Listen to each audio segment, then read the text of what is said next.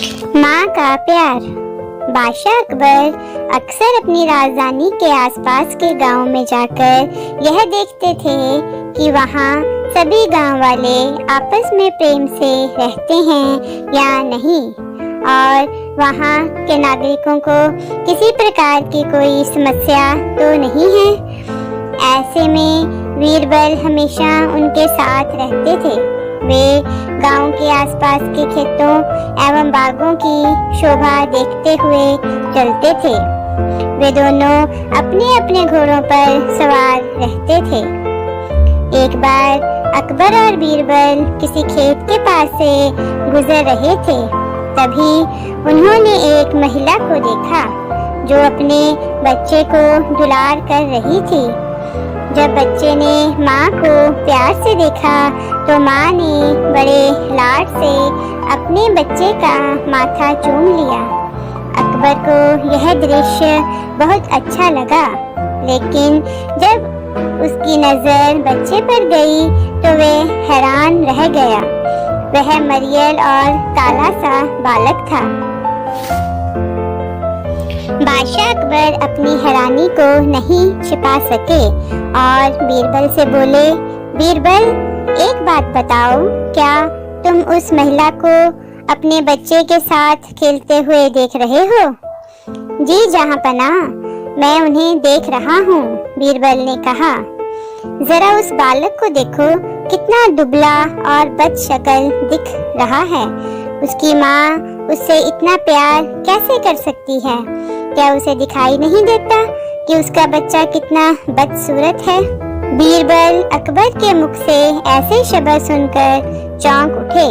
फिर बोले, जहाँपनाह, माँ की रचना तो ईश्वर ने की है।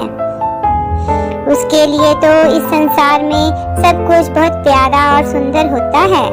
उसे हर चीज में सुंदरता दिखाई देती है, लेकिन जब उसके बालक की बात आती है तो वह उसे निस्वार्थ भाव से दुलार करती है। उसके लिए बच्चे की सुंदरता कोई मायने नहीं रखती।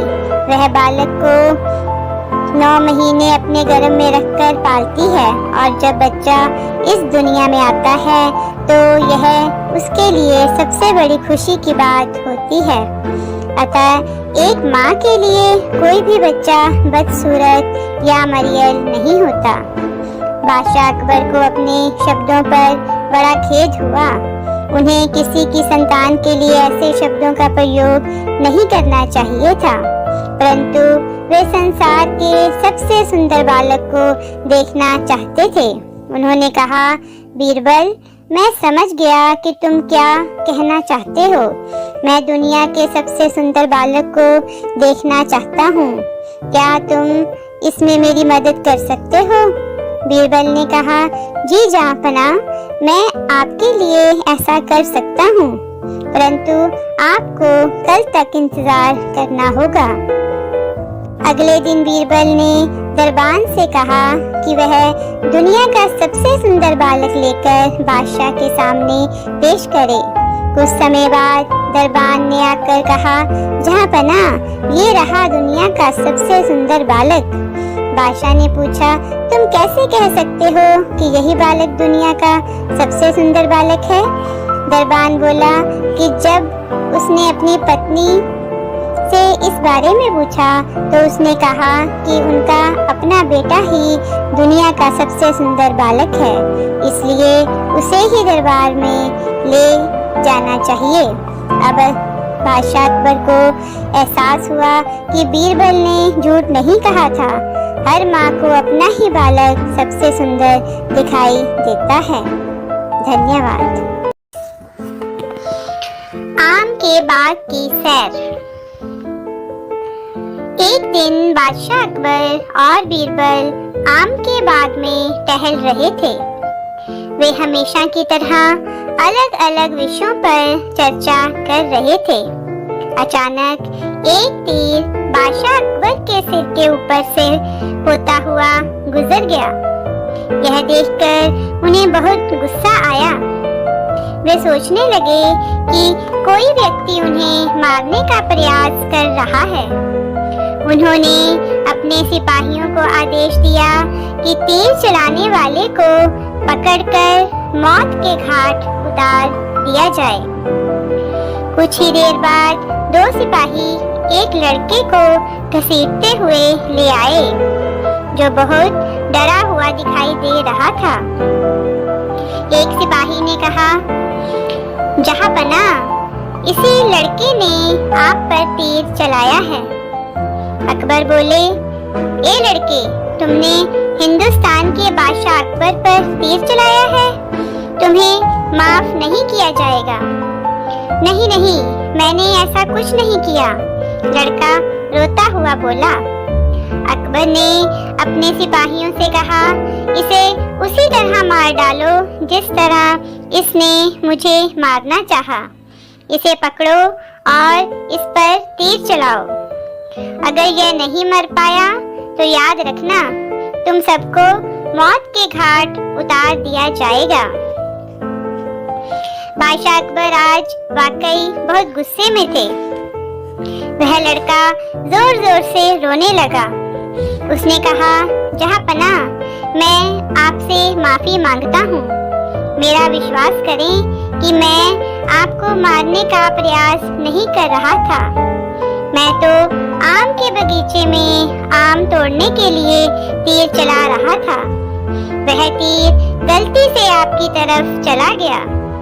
मेहरबानी करके मुझे छोड़ दें, फिर कभी ऐसी भूल नहीं होगी।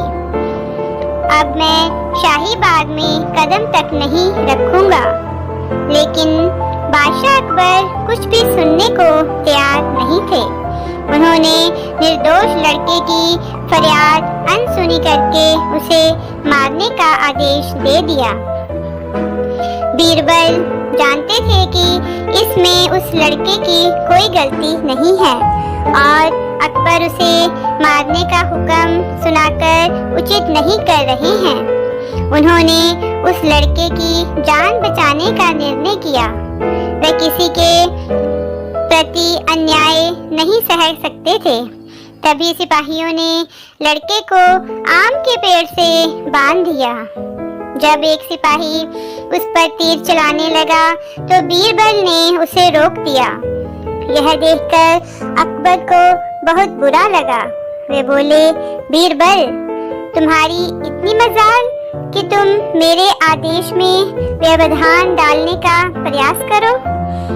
इस लड़के ने हिंदुस्तान के बादशाह पर वार किया है, अतः इसे इसका अंजाम भुगतना ही पड़ेगा। बीरबल अपने दोनों हाथ जोड़ते हुए विनम्रता पूर्वक अकबर से बोले, जहांपना, आपसे माफी चाहूंगा, परंतु यह तो अन्याय है। आपने कहा कि इसे वैसे ही मारा जाना चाहिए जैसे इसने आपको मारने की कोशिश की थी। ऐसे में सिपाही को आम के पेड़ पर निशाना लगाना चाहिए ताकि वह निशाना चूके और इस लड़के को तीर आकर लगे, तभी तो आपका आदेश पूरा होगा।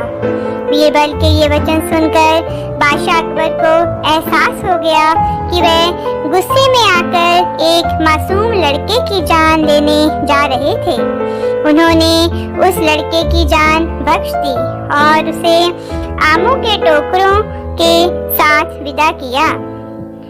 उस दिन शाम को बादशाह अकबर ने बीरबल से अकेले में बात करते हुए धन्यवाद दिया और बोले, बीरबल, तुम उन चापलूसों में से नहीं हो जो मेरी हाँ में हाँ मिलाते हैं।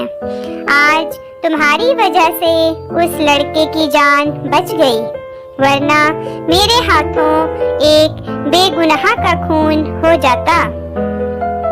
यह सुनकर बीरबल मुस्कुराने लगे। धन्यवाद।